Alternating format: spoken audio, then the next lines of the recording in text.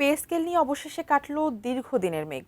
সব প্রশাসনিক জটিলতা কাটিয়ে আগামী সেপ্টেম্বরেই প্রকাশিত হচ্ছে নতুন পে স্কেলের চূড়ান্ত গ্যাজেট। এই গ্যাজেট জারির লক্ষ্য নিয়ে কাজ করছে বিএনপির নেতৃত্বাধীন তারেক রহমানের সরকার। সেই সঙ্গে জানানো হয়েছে পে স্কেলের গ্যাজেট প্রকাশের সময়ও। আরও বিস্তারিত থাকছে শেখ ফরিদের রিপোর্টে। দীর্ঘ প্রতীক্ষার অবসান ঘটতে যাচ্ছে সরকারি চাকরিজীবীদের। সব প্রশাসনিক জটিলতা কাটিয়ে নবম জাতীয় পে স্কেলের চূড়ান্ত গ্যাজেট প্রকাশিত হচ্ছে আগামী সেপ্টেম্বরের মাঝামাঝি সময়ে। গ্যাজেট প্রকাশের লক্ষ্য নিয়ে দ্রুত কাজ চালিয়ে যাচ্ছে বিএনপির সরকার। নতুন পে স্কেলের চূড়ান্ত অনুমোদনের জন্য মন্ত্রিসভায় উপস্থাপনের প্রস্তুতি দ্রুত এগিয়ে নিচ্ছে অর্থ বিভাগ। সংশ্লিষ্ট সূত্রগুলো বলছে, বেতন, ভাতা ও অন্যান্য সুযোগ সুবিধা সংক্রান্ত অবশিষ্ট জটিলতাগুলো দ্রুত নিষ্পত্তি করে আগামী মাসের শুরুতেই প্রস্তাবটি মন্ত্রিসভায় তোলা হতে পারে। অর্থ মন্ত্রণালয় জানিয়েছে, মন্ত্রিসভার অনুমোদনের পর প্রস্তাবটি আইন মন্ত্রণালয়ে ভেটিংয়ের জন্য পাঠানো হবে।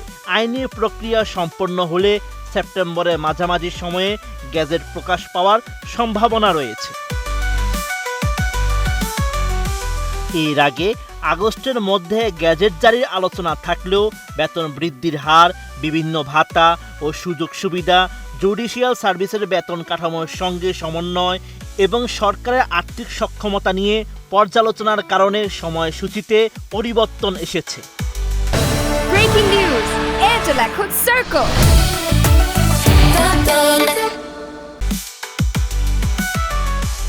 বর্তমানে অবশিষ্ট বিষয়গুলো দ্রুত নিষ্পত্তির উপর গুরুত্ব দেওয়া হচ্ছে।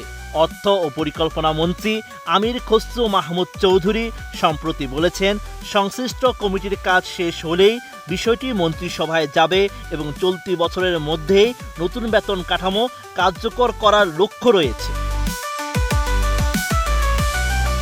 সরকার চলতি অর্থবছরের 1 জুলাই থেকে নতুন পে স্কেল কার্যকর করার নীতিগত সিদ্ধান্ত ধরে কাজ চালিয়ে যাচ্ছে। তবে গ্যাজেট প্রকাশে বিলম্ব হওয়ায় সরকারি কর্মকর্তা কর্মচারীরা এখনও পুরনো কাঠামো অনুযায়ী বেতন পাচ্ছেন। অর্থ মন্ত্রণালয় সহ সরকারের বিভিন্ন সূত্র জানিয়েছে, গ্যাজেট জারি হওয়ার পর 1 জুলাই থেকে কার্যকর ধরে বকেয়া বেতন ভাতা সমন্বয়ের সুযোগ রাখা হতে পারে। তবে সরকারের আর্থিক সক্ষমতার বিষয়টি বিবেচনায় নিয়ে 2 ধাপে বাস্তবায়ন করার বিষয়টি গুরুত্ব পাচ্ছে। প্রস্তাব অনুযায়ী প্রথম ধাপে সংশোধিত মূল বেতন কার্যকর করা হতে পারে। পরবর্তী ধাপে বিভিন্ন ভাতা ও অন্যান্য আর্থিক সুবিধা বাস্তবায়ন করা হবে।